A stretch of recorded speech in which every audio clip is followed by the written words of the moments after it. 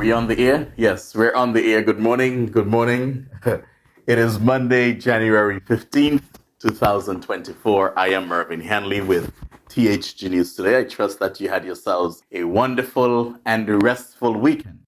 It was an interesting weekend.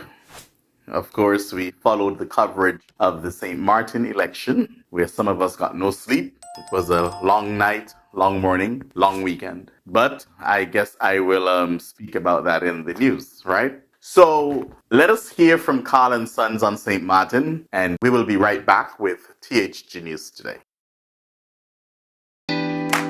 Colin and Sons have been serving the people of St. Maarten for over 40 years, and the food and service get better and better. From early morning, customers flock to the bakery for their favorite sandwiches, cakes, pastries, you name it. First thing at mornings and last thing at afternoons, folks rush to Colin and Sons for simply the best. There are two locations, Colbay and on the Punfill. In Colbay, the opening hours are Monday to Friday from 6 a.m. to 6 p.m. On Saturdays, 6 a.m. to 5 p.m. And on Sundays, 6:30 a.m. to 10:30 a.m. and 2 p.m. to 5 p.m. Opening hours on the Punfill, Monday to Friday, 6:30 a.m. to 6 p.m. Saturday and Sunday, 6:30 a.m. to 1 p.m. We also cater for weddings, parties, special events, whatever the occasion. It's Colin and Sons. Our staff, we are always happy to serve you. Call us today, the Colbay location, 721-544-2462. That's 721-544-2462. Or in Phillipsburg, 721-543-1059. That's 721-543-1059. It's Colin and Sons Bakery. We are here to serve you.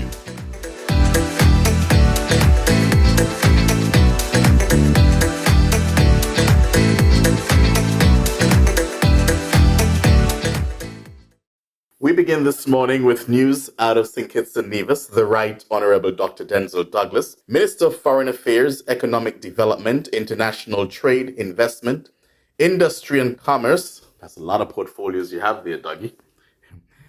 During his remarks at the groundbreaking ceremony of the luxury boutique hotel on January the 11th, said that the inauguration of Hotel Indigo marks the ushering in of a new era in St. Kitts and Nevis. Situated at Potato Bay, Hotel Indigo is poised to transform the hospitality landscape in St. Kitts through its innovative design, state-of-the-art amenities, and a strong commitment to sustainable practices. It will feature 42 luxury suites, a fully equipped conference room, a modern business center, multiple gourmet restaurants, a gym, a unique bowling alley, an elegant bar, and an exquisite swimming pool. Douglas highlighted the significance of the bowling alley, anticipating it as a key attraction and proposing the inaugural bowling match to be hosted at the hotel upon its opening. In his address, Dr. Douglas emphasized the hotel's alignment with St. Kitts and Nevis's sustainable goals. As we embark on our Sustainable Goal Initiative, the Hotel Indigo promises to be a fitting example in keeping with our aim towards a sustainable island state. The development plans to be a sustainable green hotel, utilizing the latest smart technology and, of course, energy-efficient equipment, said Dr. Douglas. This is a major investment for us as it brings foreign direct investments of over $100 million. It brings the creation of jobs. Approximately 130 persons will be employed during the construction and operational phase. Dr. Douglas also expressed his pride in the involvement of local contractors and workers in this development. The project, he noted, will significantly benefit electricians, plumbers, landscapers, and those operating heavy equipment. He lauded the local contractors for their contribution and highlighted the role of the St. Kitts Investment Promotion Agency, Skipper, in providing them with the necessary tools and equipment. The minister further acknowledged the efforts of Honorable Marsha Henderson, Minister of Tourism, in promoting St. Kitts and Nevis as a prime destination. He emphasized the importance of the project in enhancing the island's appeal to tourists, especially in light of the recent increase in airlift and airport upgrades. Additionally, Dr. Douglas commended the Skipper team for their efficient and timely processing of the necessary approvals, and Khalid Albertin, director of Troy Property Investment Limited, the developers of Hotel Indigo. Foreign Minister Dr. Douglas said that as Hotel Indigo takes shape, it signifies not just an architectural marvel, but a beacon of economic growth, sustainability, and a testament to the collaborative spirit of St. Kitts and Nevis. The project, he reiterated, is a step forward in attracting both foreign and local investment, fostering job creation, and showcasing the island's commitment to innovative and sustainable development. So that's happening on St. Kitts, another hotel, another resort on St. Kitts, the last major resort on Nevis. Before I say that, you look back at St. Kitts, you see the number of hotels they have coming in every 2, 3, 4 years. You have the Koi, you have the Marriott, you have the Royal St. Kitts, you have the Christoph Harbour, you have all of these I'm talking about within probably 10 years. You have the Ramada, you have Petition Hill. I'm telling you, they keep going and going and going when it comes to hotel development and all of that. Oh, you have Park Hyatt. I can't forget Park Hyatt. All within 10 years, I believe. And I'm sure there's more. While in Nevis, it's a federation, but their own administration. While in Nevis, you have, what do you have? What do you have? What do you have? I'm thinking. Four Seasons Resort, as far as a major hotel development. And that came into Nevis under Sir Simeon Daniel. God bless his heart. God bless his soul. May his soul rest in peace. And that was back in the late 1980s when they signed off. And the hotel opened on 1992, and that was a Four Seasons Resort. You see how long that was? 1992. And no major hotel development since. Now tell me, this is 2024. And we have an administration, and this is not an attack. But it's real, and we have to talk about it. We have an administration by the name of the Concerned Citizens Movement. If they go straight until to 2027, the CCM administration will be in office for 28 years. 28 years. If you add all those years. And in those 28 years, not one major hotel development. Not one.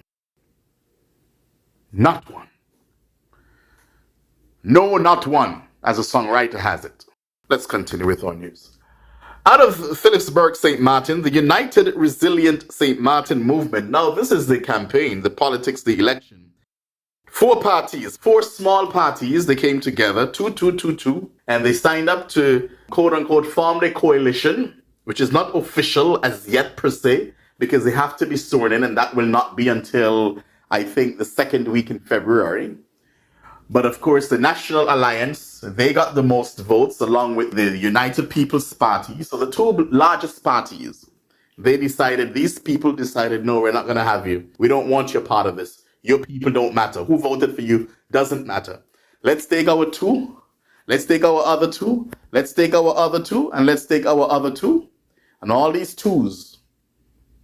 A recipe for disaster. I want to give them the benefit of the doubt. But we know how it is on St. Maarten when it comes to elections. And that is why before the elections, I applauded the National Alliance and the United People's Party, the UP, because they brought stability to St. Maarten. For the first time in 13 years, a coalition was able to remain together for the full term, for the first time in 13 years. And here we go again, with these made-up parties with controversial figures behind the scenes. But anyway, according to a press release, these four political parties they issued on Saturday evening stated that the four parties, each obtaining 2 seats in Thursday's parliamentary election, officially signed what was referred to as an historic coalition agreement, marking the beginning of a new era of collaborative governance. The signing ceremony brought together leaders and members of parliament elect from each political party, showcasing a commitment to unity and the progress for the betterment of St. Maarten and its citizens, according to the release. The release stated that the coalition agreement outlines a comprehensive vision for the next 4 years, focusing on key issues such as economic development, social welfare, and environmental sustainability. Leaders of the URSM, the Democratic Party, the PFP, and the Now Party expressed their enthusiasm for the collaborative effort, emphasizing the strength that comes from a unified approach. The coalition government aims to address challenges, build resilience, and to capitalize on opportunities and to create a prosperous and resilient future for the island. It was stated in the press release. This coalition, is a testament to our shared commitment to the well-being of St. Martin and its people. By pooling our strength and resources, we believe we can overcome challenges and propel our island toward a brighter future. And it goes on, and so we'll see what happens. We want this coalition to work. I want it to work, but I still had to give my honest commentary on it that I do not believe that it will. It will be a recipe for disaster. You know, when I think of the Now Party and the characters and the figures and the people, the controversial figures behind the Now Party and how they went about trying to destroy people's lives in the nastiest way possible. And when I think of all of that, and I see people like Sarah Westcott Williams, a woman who's supposed to be a woman of decency and integrity, to be a part of these people, to mix up yourselves and form a partnership. Sarah, you of all people, Sarah Westcott Williams, you politicians. And this just came across the wire. And this was from the Daily Herald, that former ranking politician Theo Heyliger has been ordered to report to the Point Blanche prison today to begin serving his 5-year sentence for accepting bribes and money laundering.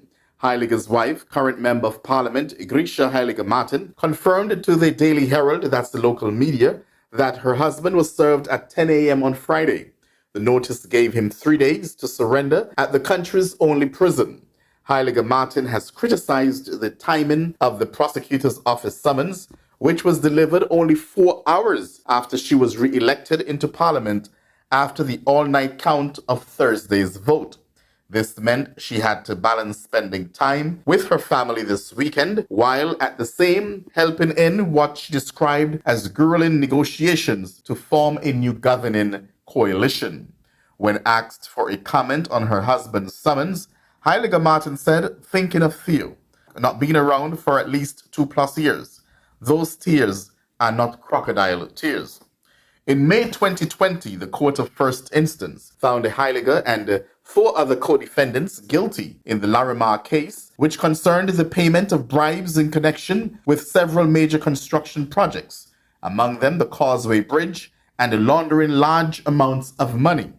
The court considered it proven that Heyliger had taken a combined total of $3.36 million in bribes from construction company Windward Roads BV, industrial supplier Central Concrete Mix, dredging company Defcon TCI Limited, and Dutch construction company Volker Construction International.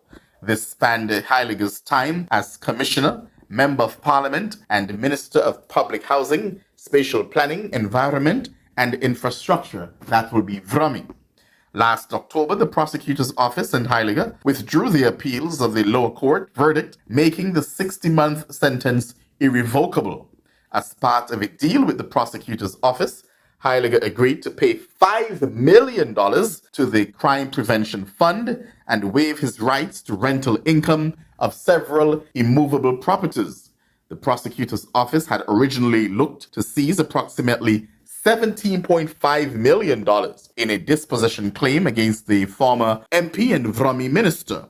The claim included not only the criminal proceeds in the Larimar investigation into large-scale corruption in St. Martin, but also money earned by other crimes of which Heyliger has not been convicted, prosecutors said in 2021. Heyliger's acceptance of the court's verdict was a surprise, as he had consistently denied the allegations during his trial almost 4 years ago. So that is some news across the wire that Theo Heyliger will begin to serve his time in prison as of today. Yeah, the most famous politician, most popular politician on St. Martin, Theo Heyliger.